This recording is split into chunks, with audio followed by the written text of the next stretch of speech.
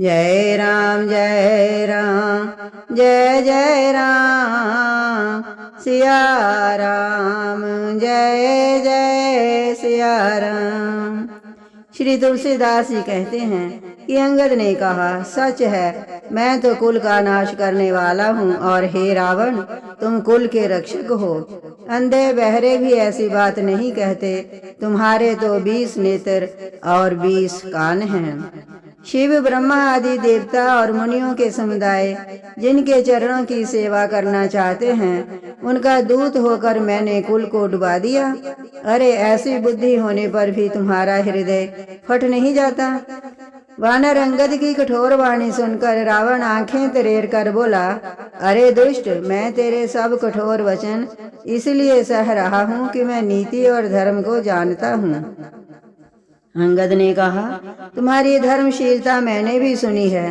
वह ये कि तुमने पराई स्त्री की चोरी की है और दूत की रक्षा की बात तो अपनी आंखों से देख ली। ऐसे धर्म के व्रत को धारण करने वाले तुम डूबकर मर नहीं जाते।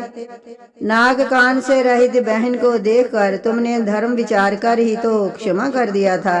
तुम्हारी धर्मशीलता जग जाहिर है। मैं भी बड़ा भाग्यवान हूँ जो मैंने तुम्हारा दर्शन पाया।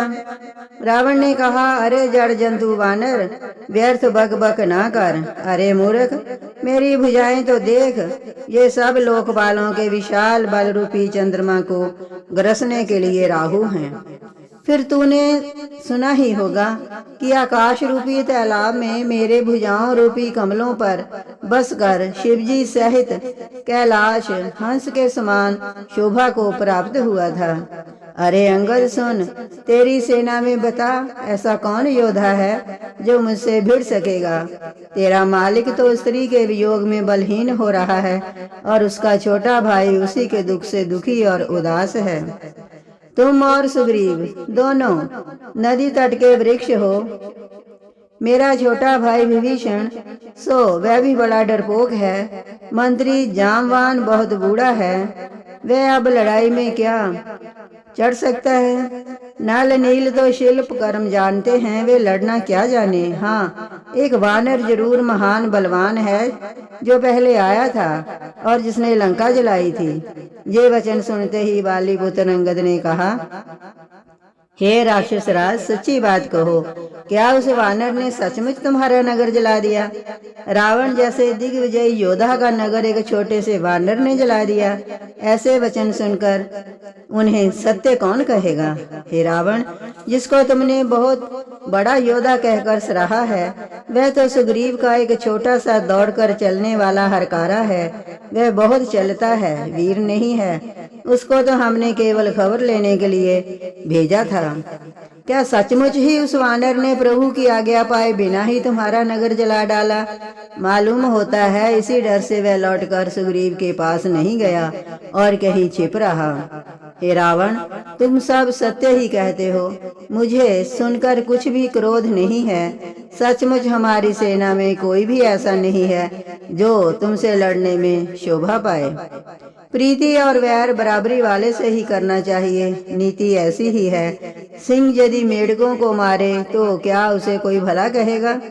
यद्यपि तुम्हें मारने में श्री राम जी की लघुता है और बड़ा दोष भी है, तथापि हे रावण सुनो, क्षत्रिय जाति का क्रोध बड़ा कठिन होता है। वक्रोक्ति रूपी धनुष से वचन रूपी बाण मारकर अंगद ने शत्रु का हृदय जला दिया।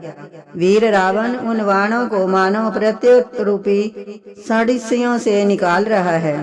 तब रावण हंस कर बोला, बंदर में ये एक बड़ा गुण है कि जो उसे पालता है उसका वह अनेकों उपायों से भला करने की चेष्टा करता है। बंदर को धन्य है जो अपने मालिक के लिए लाज छोड़कर जहाँ तहाँ नाचता है। नाच कूद कर लोगों को रिझाकर मालिक का हित करता है। ये उसके धर्म की निपुणता है। हे अंगद, तेरी जाति स्वामी भक्त है, फिर भला तो अपने मालिक के गुण इस प्रकार कैसे न बखानेगा। मैं गुण ग्राहक, गुणों का आदर करने वाला और परम सुजान हूँ। इसी से तेरी जली कटी बक बक पर कान ध्यान नहीं देता। अंगद ने कहा, तुम्हारी सच्ची गुण ग्राहकता तो मुझे हनुमान ने सुनाई थी। उसने अशोक वन को विध्वंस करके तुम्हारे पुत्र को मारकर नगर को जला दिया था, तो भी उसने तुम्हारा कुछ भी अपकार नहीं किया। तुम्हारा वही सुंदर स्वभाव विचार कर हे दशग्रीव, मैंने कुछ धृष्टता की है। हनुमान ने जो कुछ कहा था उसे आकर मैंने प्रत्यक्ष देख लिया कि तुम्हें ना लज्जा है, ना क्रोध है और ना चिढ़ है। रावण बोला, अरे वानर, जब तेरी ऐसी बुद्धि है तभी तो तू बाप को खा गया। ऐसा वचन कहकर रावण हंसा। अंगद ने कहा, पिता को खाकर फिर तुमको भी खा डालता, परंतु अभी तुरंत कुछ और ही बात मेरी समझ में आ गई। अरे नीच अभिमानी, बाली के निर्मल यश का पात्र जानकर तुम्हें मैं नहीं मारता।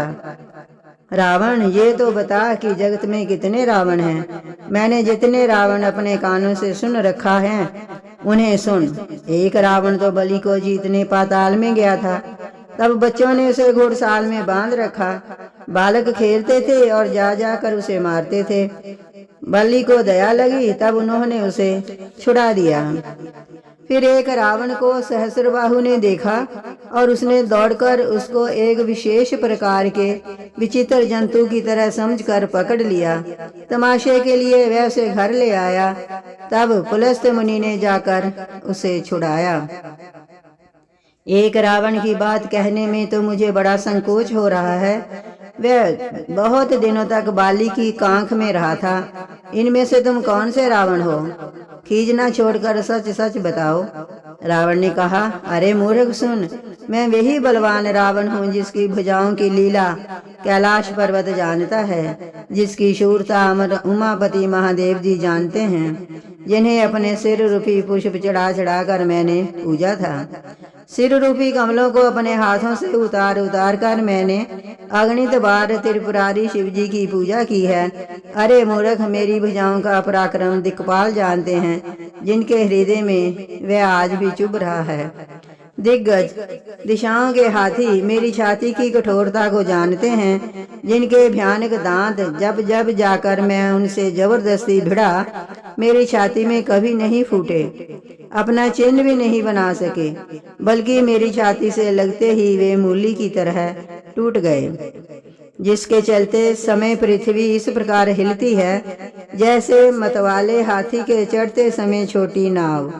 मैं वही जगत प्रसिद्ध प्रतापी रावण हूँ। अरे झूठी बकवाद करने वाले, क्या तूने मुझको कानों से कभी नहीं सुना? उस महान प्रतापी और जगत प्रसिद्ध रावण को मुझे तू छोटा कहता है और मनुष्य की बड़ाई करता है। अरे दुष्ट, असभ्य, तुच्छ बंदर, अब मैंने तेरा ज्ञान जान लिया। रावण के ये वचन सुनकर अंगद क्रोध सहित वचन बोले, अरे नीच अभिमानी, संभाल कर सोच समझ कर बोल। जिनका फरसा सहस्र बाहु की भुजाओं रूपी अपार वन को जलाने के लिए अग्नि के समान था, जिनके फरसा रूपी समुद्र की तीव्र धारा में अनगिनत राजा अनेकों बार डूब गए, उन परशुराम जी का गर्व जिन्हें देखते ही भाग गया। अरे अभागे दशीष, वे मनुष्य क्यों कर हैं? क्यों रे मूर्ख उदंड, श्री रामचंद्र जी मनुष्य हैं?